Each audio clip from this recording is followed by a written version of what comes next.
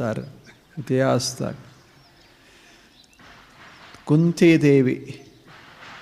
ಕುಂತಿದೇವಿ ಬಹಳ ಚಲೋ ಒಂದು ಮಾತು ಹೇಳ್ತಾಳೆ. ಎಲ್ಲ ಯುದ್ಧ ಮುಗಿದು ಹೋಗಿರ್ತದೆ. 18 ಅಕ್ಷೋಹಿಣಿ, ಒಂದು ಅಕ್ಷೋಹಿಣಿ ಅಂದರೆ ಸುಮಾರು 2 ಲಕ್ಷ 3 ಲಕ್ಷ ಜನ. 18 2 36 40 ಲಕ್ಷ ಜನ ಯುದ್ಧದಲ್ಲಿ ತೊಡಗಿತ್ತು. ಗಾಯಾಳುಗಳಾದವರು ಲಕ್ಷಗಟ್ಟಲೆ, ಸತ್ತವರು ಲಕ್ಷಗಟ್ಟಲೆ. ಇಂಥದ್ದು ಭಯಾನಕವಾದ ಸ್ಥಿತಿ ಉಂಟಾಗಿತ್ತು ಕುರುಕ್ಷೇತ್ರದಲ್ಲಿ. ಎಲ್ಲ ಮುಗಿದು ಹೋಯಿತು. ರಾಜರು ಮಹಾರಾಜರು ಎಲ್ಲರೂ ಸತ್ತು ಹೋಗಿದ್ರು. ಎಂಥ ಭಯಾನಕ ವಾತಾವರಣ ಇರಬೇಡ. ಅದೆಲ್ಲ ಮುಗಿದ ಬಳಿಕ ಕೃಷ್ಣ ಬರ್ತಾನೆ.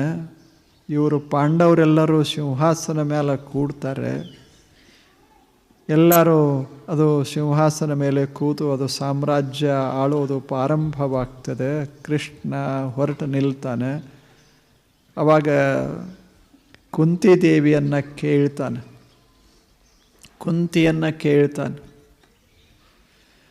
ಹೇಳು, ನಿನಗೇನಾದರೂ ಇಚ್ಛೆ ಇದ್ದರೆ ಹೇಳು, ನಾನೀಗ ಹೊರಟಿದ್ದೇನೆ ಅಂತ ಹೇಳ್ತಾನೆ. ಇನ್ನವ ದ್ವಾರಕೆಗೆ ಹೋಗುವವ. ಎಲ್ಲ ಯುದ್ಧ ಮುಗಿದು ಹೋಗಿತ್ತು, ಇನ್ನು ಶಾಂತವಾಗಿ ಇರ್ರಿ ಅಂತ ಹೇಳಿ ಹೊರಟಿದ್ದ. ಆವಾಗ ಕುಂತಿದೇವಿಗೆ ಕೇಳಿದ್ರೆ ಕುಂತಿ ಹೇಳ್ತಾಳೆ, ನಮಗೇನು ಬೇಡಪ್ಪ, ಆಪದಃ ಸಂತು ನ ಶಶ್ವತ್.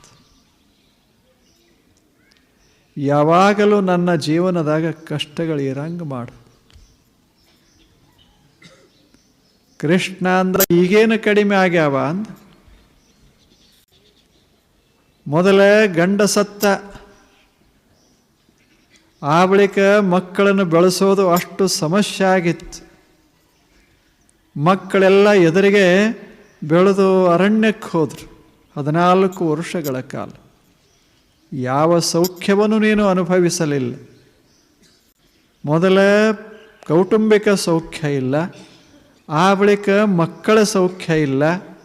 ಇಷ್ಟೆಲ್ಲ ಇದ್ದಾಗಲೂ ಸಹಿತ ನೀನು ಮತ್ತೆ ಕಷ್ಟಗಳಿರಲಿ ಅಂತ ಬೇಡ್ಕೋತಿಯಲ್ಲ, ಯಾಕೆ ಅಂತ.